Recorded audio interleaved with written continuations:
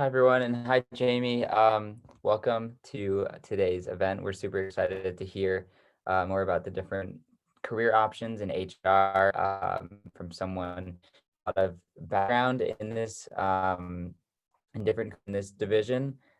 Jamie spent time at Google in people analytics and research, as well as at Yahoo and people data, and most recently has been working in her own company, which she started, and as well as real estate. And so, like we were talking about earlier this week with marketing, there's a lot of different career paths you can choose. It's a very broad umbrella. And so we are excited to hear from Jamie about narrowing that down, the different opportunities, and also a little bit more background on Jamie's career as well. So with that being said, I'd love to introduce you and welcome, and thank you so much for sharing your time today with the Xoogler School. Looking forward to it.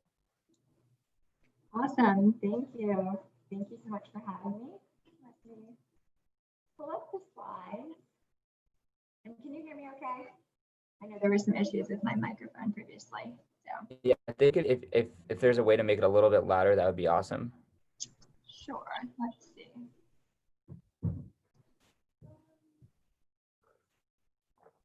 Okay, up a bit. Let me just pause one thing. Okay, that should reduce the background noise as well. But Thank you. Awesome. Yeah, of course. So yeah, thank you so much for the intro, James. I'm so thrilled to be here with you all today. And again, want to thank James, Chris, and Ankit for having me join. I was so excited to hear about the Xoogler Gap semester. It sounds like an awesome opportunity. So I really hope you all are finding it rewarding. And I'm really looking forward to spending the next 40 minutes or so together, sharing my background and experience working in a number of roles within HR, also known as people operations at Google. And so I want this to be really helpful and engaging. So if you have any questions as I go along, feel free to unmute and jump in. I will be checking the chat just because I have my slides up. But feel free to unmute, and I'll also save some time for questions at the end. So before we get started, just a quick legal disclaimer. The views I share today are, of course, my own and don't represent any other party, and everything I share is based on my own opinion and experience. So I would encourage you all to seek the perspectives of others before making any major life decisions, but hopefully this will be helpful in some respect. So just brief overview of the agenda, what we're going to go over. I'm going to walk you through my path, my background, how I ended up working in HR at Google. I'll share a bit about my experience and some of what I'm currently doing. I'll also leave time, as I mentioned, for questions at the end. So a bit about me. I was born and raised in Lexington, Kentucky. Not sure if we have any Kentucky people on the call, but I trained in classical ballet for about a decade. So that's a picture on the left from well over 10 years ago. So that's previous Jamie.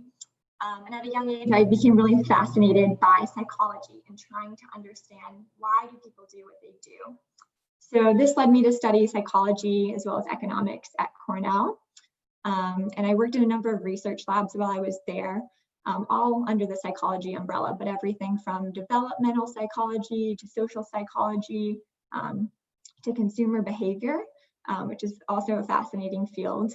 And then I learned about a really cool team of psychologists working at Yahoo studying employee behavior and using those findings to try to improve the work experience and help the company become more successful and productive. And this was the Yahoo People Analytics team. So we looked into really interesting questions like, why do employees leave companies?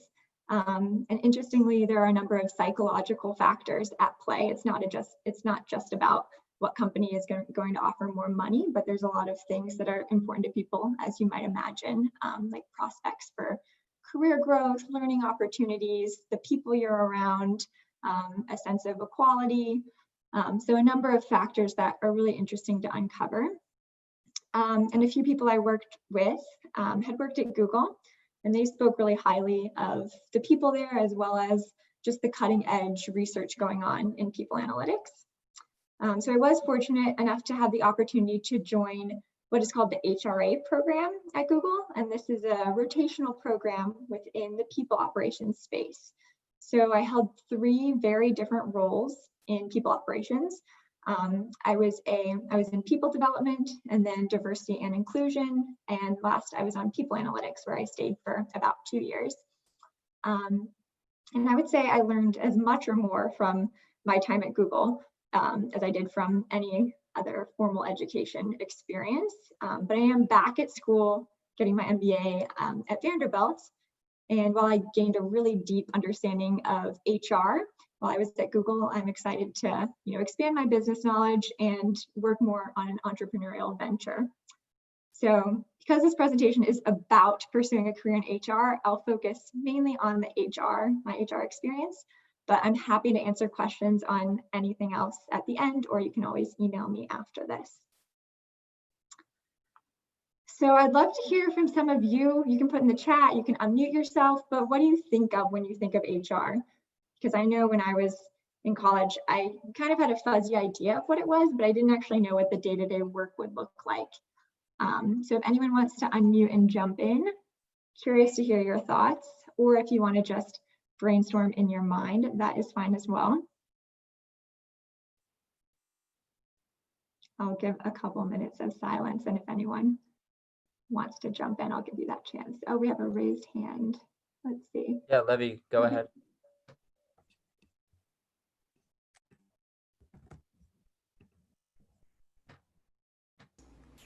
Hello. Hi. Hi. Yeah, when I think about HR, I think it's just delegating with the employees back and forth about different things that might arise in their positions. Mm-hmm. Yeah, thanks for sharing that. And that is definitely one aspect. Employee relations is definitely a huge part of HR. So thank you for offering that. I don't know if anyone has anything else they want to share. If you do, feel free to unmute and jump in. But yeah, just like Levy was saying, employee relations is one part, but the truth is there is so much variety within the HR function and across all companies that HR is going to be very different at different companies. So at Google, the diversity of roles in the HR space was really astounding to me. For example, I worked with PhD learning designers, statisticians, psychologists, machine learning experts, doctorates of racial equity, lawyers, ex-consultants. I think you get the picture.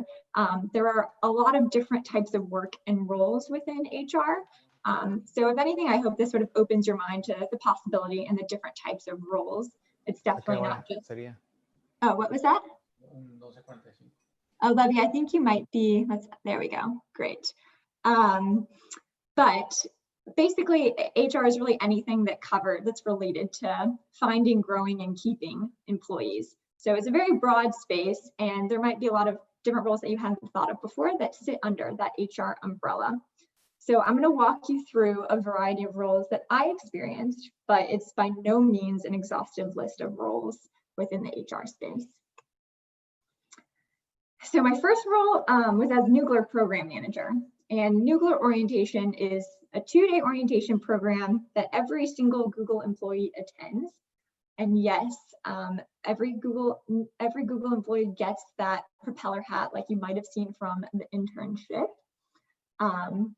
But the role really entails partnering with a number of teams, and it's all about facilitating this onboarding program, developing the content, partnering with the speakers, just making the overall onboarding experience a welcome one, but also helping people get ramped up and learn about Google as a company. It's sort of a crash course in Google, and also making sure that they're going to be successful in their roles as quickly as possible. So as you can imagine, there is a lot to learn just about what your role entails and how sort of cultural norms at the company, how to get work done, things like that. So this sat within the people development space, where we created learning content and facilitated programs to develop people and help them with their learning journey and learning experience. And then my next role was as a diversity specialist on the business and community inclusion team. So this team created programs, content, and events to empower underrepresented communities through technology. So I did a number of things in this role. I wrote feature articles for the website accelerate.withgoogle.com, which I'd encourage you all to check out. There's a lot of really great content and amazing learnings on there. And this was really to inspire people from all backgrounds to grow their businesses and brands through technology. And then the linked YouTube video on the slide is from a YouTube business inclusion session that I ran for minority entrepreneurs at the YouTube space in New York. So just trying to educate people around all the different ways we can use technology to grow businesses and help people from all backgrounds. We also ran some digital skills training workshops for people and partnered with employee resource groups such as Black Googler Network or Women at Google or OLA, which is the Hispanic Google Network, and worked with product teams to incorporate diverse perspectives from all backgrounds into their design and development process, so that when people are using Google products, they feel like they were thought about and that they're included in that product as well. And then the final rotation that I did and the team that I ultimately stayed with for the rest of my time at Google was the people analytics team. So this team is really focused on using data and social science research methods and theories to answer some of the most challenging people questions. Things like, why do some teams work better than others? Or what attributes actually make a good manager? Or how can we foster an innovative workplace? So you might have hunches about the answers to these questions, but the people analytics team is all about doing in-depth research and statistical analysis to really determine these answers and make sure the findings make their way across the company, so people aren't making decisions based off of what their gut is telling them, but it's really grounded in data and analysis. And one of my main projects on this team was programming and administering the annual company-wide employee survey called Google Geist, which went to over 90,000 employees. And it's really cool because Google leadership and people at Google really value that employee survey. There have been a number of changes made over the years based on the feedback that employees give. So it's seen as a really empowering tool, and it's something that all employees are usually pretty excited to take and share their feedback, because there are a lot of really positive changes that come from being able to understand the employee experience across the company. And here's an example of publicly available findings from Project Oxygen, which is pretty well known at this point. But this project looked to identify what behaviors made a great manager. And it actually came about because there was this early belief that I don't really think managers are important. That's what some people at the company early on thought. And the people analytics team set out to prove that managers don't matter. They don't impact team's performance. And they found that managers do matter. They're very critical, and the name Project Oxygen, comes from the fact that managers are like oxygen. They are so critical to a team's performance. And you might have heard the saying that people don't leave companies, they leave managers, just speaking to the importance of how important a manager is to employee experience and productivity and the ability for their teams to be successful. So I'll give you a minute to look through these behaviors. I'd be curious to hear if any surprise you, or if you think some matter more than others. But if you want to just take a look through and share if any surprise you, because these are all ones that were found to be statistically significant and really key behaviors that made a great manager.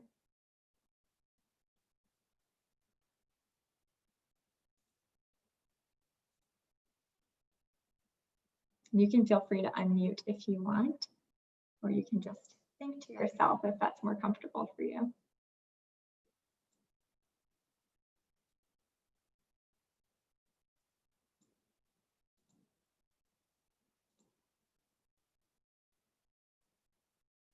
Okay, well, hopefully you took a minute to think about it for yourself. But if you have any questions after, you can always email. And so if you're interested in learning more, I'd encourage you to check out rework.google.com. There's a ton of amazing research and tools and really an in-depth summary of Google's methodology, and I think it's a great resource just to learn more about people analytics and different in-depth studies. And the book Work Rules was really inspiring for me. I read it my senior year in college, and it got me super excited about the opportunity to work in the people operations space. And it's all about the idea that we spend more waking hours of our lives working than anything else. You're going to spend more time in your life working than with your friends, your family, really anything else. So why not make it the best experience possible? Why not make it something that you get a lot of enjoyment and satisfaction out of, if possible, rather than something that you're dreading and can't wait to leave and go do something else. So I would highly recommend that book if you're interested at all in learning more about the HR space.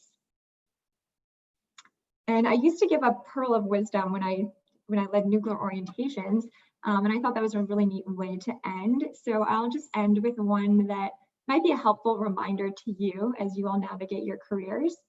You've probably heard this before, but I don't think it hurts to have a reminder. I would just say follow what is interesting to you.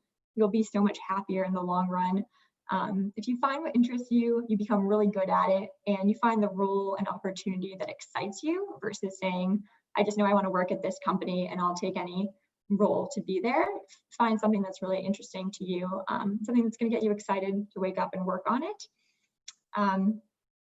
And yeah, like I said, you're spending more time in your lives working than really anything else. So it is worth it to really take the time to figure out what motivates and energizes you and try to incorporate some of those elements into the roles that you find. So I'm happy to answer any questions.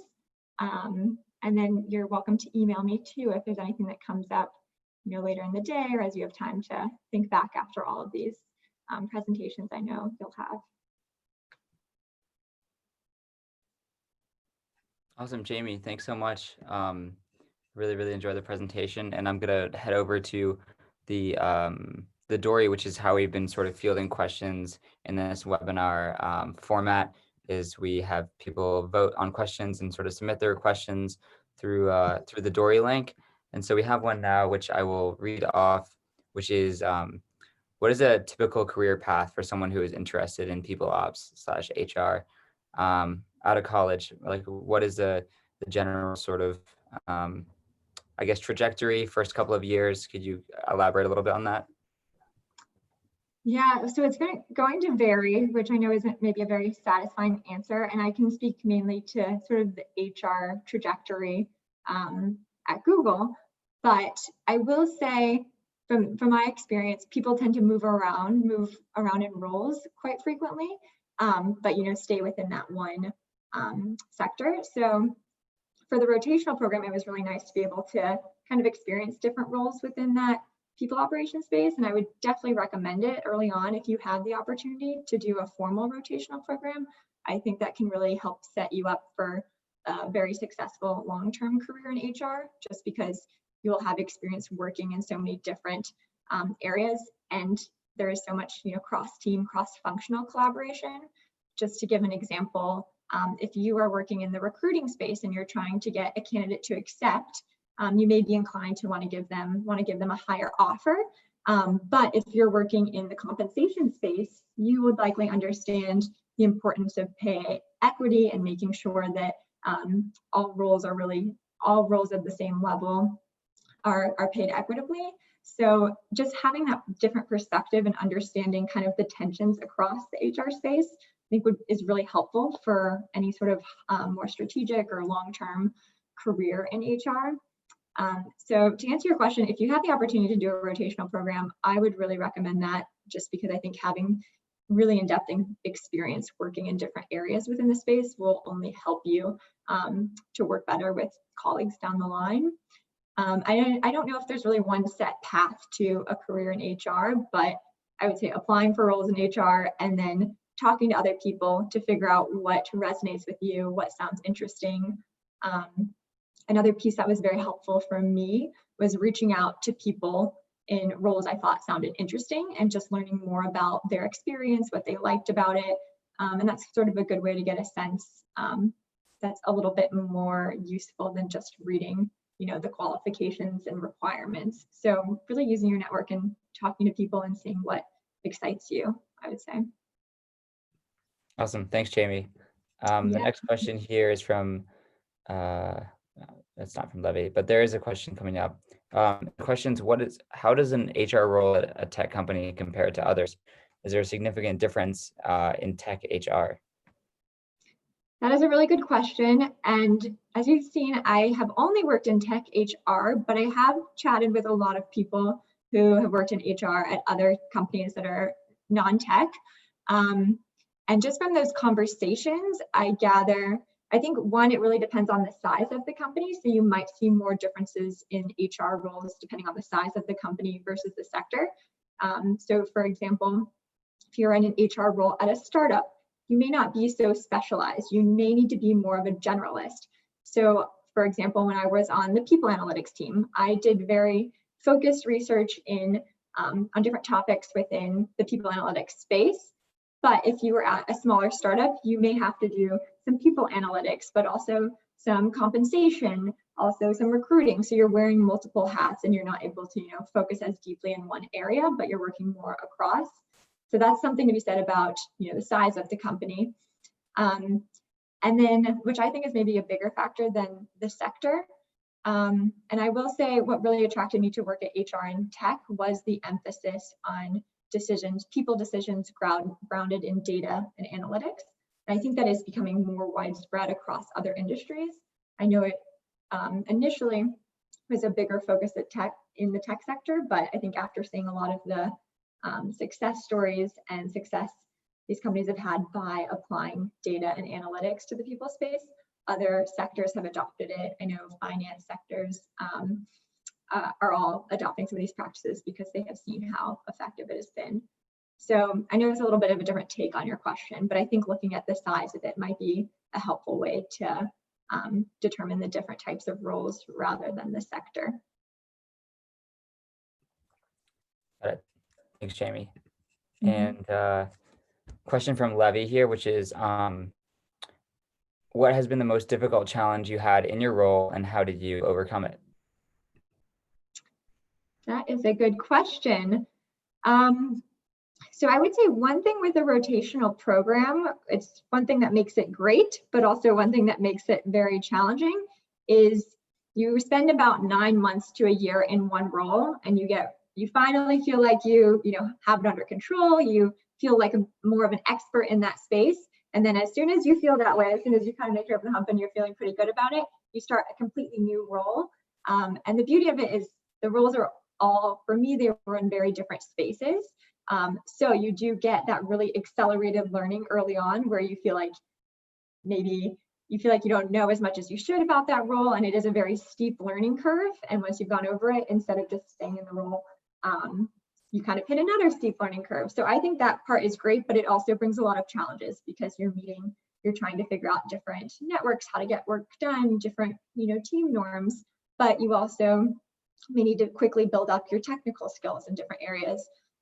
So for me, like joining people analytics there were a lot of technical skills I didn't necessarily have a ton of experience in. So it was a lot of teaching myself how to use R, and just familiarizing myself with statistical analysis, which I had done in college, but it had been a little while. So I would just say kind of the constant learning curves, which I think in the long run is really helpful. And it's sort of a culture where people seek that out. So even if you're not in a formal program, people seek out new challenges and you're constantly, pushing yourself to limits and encouraged to learn quickly. So yeah, hopefully that answers your question. I think it's a little bit more formal in the rotational program, but it's definitely something that you can seek out if you're not in a program like that too. Thank you. And Yara is wondering, can you give us some examples of how a technical background is used in an HR position? Yeah, definitely. So corporate engineering, that is a very technical team, and they build out a number of the tools. There are a number of internal tools that employees use across the company. And so the corporate engineering team is a very technical one, amazing to work with.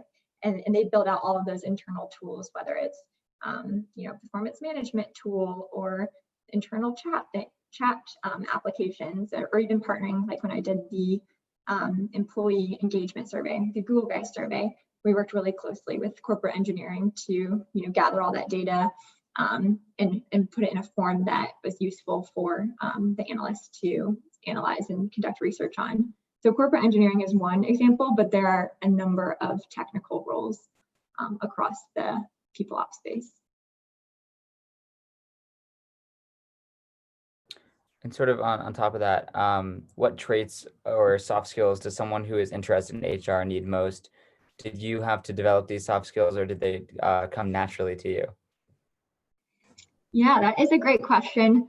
I would say similar to other functions, soft skills are definitely helpful to get work done, especially in a collaborative culture that's very team oriented. I wouldn't necessarily say there are soft skills, specific to HR. I think in marketing, in engineering, really in any sector, there are just a number of soft skills that you're going to need to have to work in teams and work cross-functionally. And so you can probably get some of that experience by, teamwork in college really can help set you up for that. And I will say there's also a number of really helpful trainings for, how to work better on teams or communication skills. I took a facilitation and presentation course that was really helpful. So I think there is sort of a level you want to already have, but there's definitely opportunities to take internal trainings and then even use some, YouTube has great trainings, even use some external resources as well to kind of supplement additional soft skills you think you might need for a specific role. So hopefully that answers the question. If there's any more specifics, I'm happy to direct you to trainings that are helpful or different resources too. Yeah, that would. Are there sort of resources that are out there, or are there courses? What type of resources would you sort of direct our students towards? Yeah, there is a public speaking course that's very helpful. I can send you the link after. Blanking on the name right now, but I know a number of people took it and it was really helpful. There's different networks and now it's all virtual. So happy to send you the link after. And if you want to share it out, I know a number of people did that and it was really helpful too, just to get to practice presentation, public speaking, and work with people from a number of different backgrounds, not even just in tech or one sector. Yeah, that sounds great. I think my definitely public speaking is one of those things that you don't want to do, but it's necessary. And the class that I took in it was one of the most painful classes, but probably one of the most helpful classes. So I'm definitely happy to share that link with our students. And I think that's a great resource. So thank you. Oh yeah, that's great. If there's courses in college that you can take too, I know that's one that you feel like it's maybe not as necessary as, some of the coding classes or something else, but it definitely goes a long way in being able to articulate and share your findings. And I would say any role, it's really helpful in terms of, persuading people and inspiring, motivating, all of those things. So I would recommend taking one of those classes if you have the chance. Awesome. Yeah, I agree. And a question now, which is asking, can you talk more about what you're doing now? Yes, I'll give you sort of a short answer and I'm happy to share more because I'm in sort of early stages, but right now I am doing my MBA, like I mentioned, at Vanderbilt. I'm focusing more on real estate and finance, which is very different from the HR space. Like I said, I feel like I got a great education in sort of how HR operates, but I'm looking to do something more entrepreneurial and just want to have a deeper understanding of how a business operates, everything from accounting, finance, investment decisions, all of that. So I'm working on a startup in the food space, and it's in early stages researching right now and building out a small team of folks here, but I'm happy to connect more kind of offline and share more information on that. If you're interested in a one-on-one setting, feel free to email me. So I know it's a vague answer, but it's early stages. I would just like to share it with a smaller audience right now. No, absolutely understood. I was wondering, what's the hardest thing that you found to be about working in people ops? That's a good question. I don't know if there's one specifically about working in people ops. I mean, I think overall is a very positive experience. I do feel like, I wouldn't necessarily say at Google, but I think in general, people ops or HR is generally seen more as a cost center or a reactive function of the company. And I mean, I feel like Google has done a lot to change that perception, and that it can really be, can be a business partner for other functions of the org. And I think that's where there's a lot of amazing opportunities to partner and get creative with how you're doing things, whether it's, how you're paying employees or how you're incentivizing them. So I think in general, a challenge with HR is maybe kind of moving past the stigma of it being seen more as a reactive place rather than a true business partner. And like I said, I think Google's doing a lot to change that perception, but I think that might be a challenge in some companies. And I think having the focus on data and analytics gives it more weight and makes different areas of the company more inclined to partner and see them as really a valuable resource, not just go hire this many people, but let's think strategically about how we can develop, whether it's like payment schedules or a culture that retains more people, or different sort of business challenges rather than just more reactive direction. Can you, there's a question here, which is asking to sort of speak on your decision to leave Google and start your own company, and just to speak more on that journey and sort of the steps that you took on that.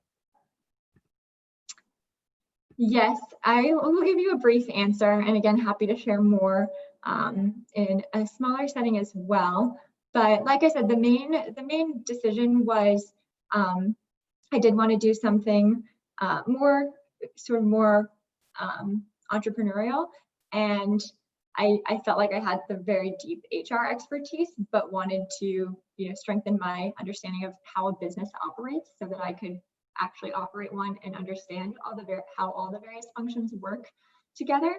So that was really my impetus. I mean, I think if I wanted to stay in the HR space, I absolutely loved my experience there and the people, and felt really fortunate, especially after going to different meetups and chatting with people, working at other companies. I feel like I was constantly learning, and it was a great experience, but I just wanted to do something more entrepreneurial, and maybe part of it is you want to experience things you haven't. So after working at a really large company and experiencing that, I think I've always been curious what it would be like to be at a startup and to build my own company. And it is interesting. You do see a lot of Xooglers come back, sort of boomerang back. So I think seeing some people who had left, they had that experience, and then they were able to come back, made me feel a little bit more comfortable that, worst case scenario, go out and do a startup. And then if I realize that that's a horrible decision, being able to look for a job again and maybe have the opportunity to come back. And the other thing I would say is the Xoogler network is so supportive and is made up of people who have left Google, but are still very close with people at the company and people who they met through the company. So the network has really been amazing to just bounce ideas off of and be able to learn from their experience starting a company as well. Yeah, thank you. And Tamara's asking, what external events that you worked on while at Google were the most insightful to you? Also, are there any public events from Google that you recommend attending from a diversity perspective? Yeah, there are a number of external events. Grace Hopper was a really rewarding event. I did it when I was on the community and business inclusion team. We did sort of an activation experience at Grace Hopper to get more women interested in technology. And it was just an amazing event to see a number of tech companies there supporting women and sort of breaking down barriers of what types of people get involved in tech, really showing like anybody can be involved in tech, and you don't just need to use technology for certain things, but really kind of opening up options as to what technology can be applied to. So Grace Hopper is a phenomenal event that was really really actually a life-changing experience. So I would recommend that one. That's one that Google partners with, but there are a number, I know now there's probably not as many in-person events, but I would keep an eye out for those. And another virtual option, there's talks at Google, which are amazing. The speakers that they bring in are really fantastic. And that is a program where they bring in speakers to talk about a wide range of topics. And all of those talks are freely available on YouTube at the Talks at Google channel. And so that's just kind of a neat way to kind of expand your horizon and think about topics that you may not have thought about before, because it really covers a wide range of areas and industries as well. I think we have time for a couple more questions here, and there's two in the same vein, which are what made you transition from HR to real estate? And then Renee was asking, can you talk more about your time in real estate as well?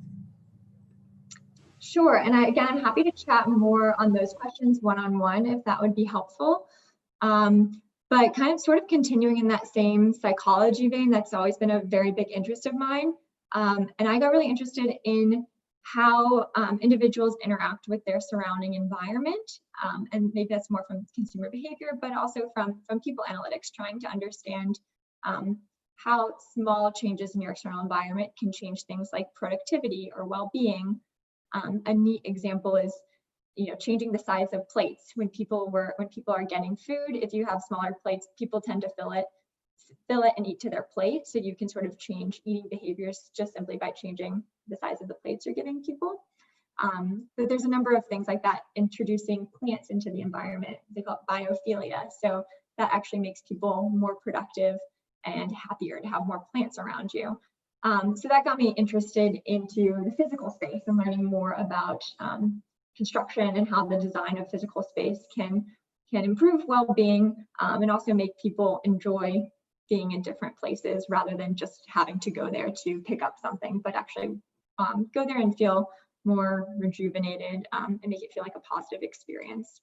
So that was sort of the draw into more impacting the physical space rather than just our virtual space. And I'm happy to chat more one-on-one too if you're interested in real estate as well. So feel free to send me an email so I can more target your question too.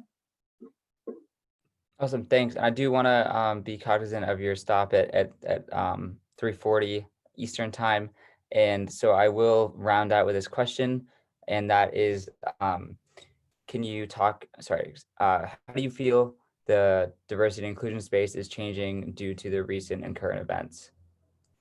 Yeah, that is a great question. I think there's definitely more of an appetite for it, which is huge. I think just the increased awareness, just chatting with people who are running diversity and inclusion consulting companies, there is so much appetite. And I think a demand and a desire for real change rather than just sort of check the box items. There's definitely some great initiatives that were happening previously at companies around the US that I know of, whether it was unconscious bias trainings or different sort of quotas, but I think there's much more of an emphasis on creating real change and making sort of dismantling systemic racism and making sure that there's really a holistic plan that can positively impact people for the long term. So not just doing kind of smaller check the box things, but having more of a holistic strategy. So I've been excited to hear more about that. I'm obviously not in this, I'm not working in that space right now, but I am talking to a number of people who are running diversity and inclusion consultant groups. And they've been very pleased to see like there's demand and desire for real change, not just hiring them for one project and things. So I think the increased interest has definitely been helpful, but of course there's a lot of work to do and a ways to go. But just having more interest is always helpful and important in creating long and lasting change.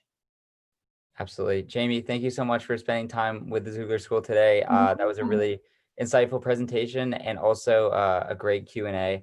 I think a lot of our students, including me, are thinking about different roles that we might not have sort of thought about in the past.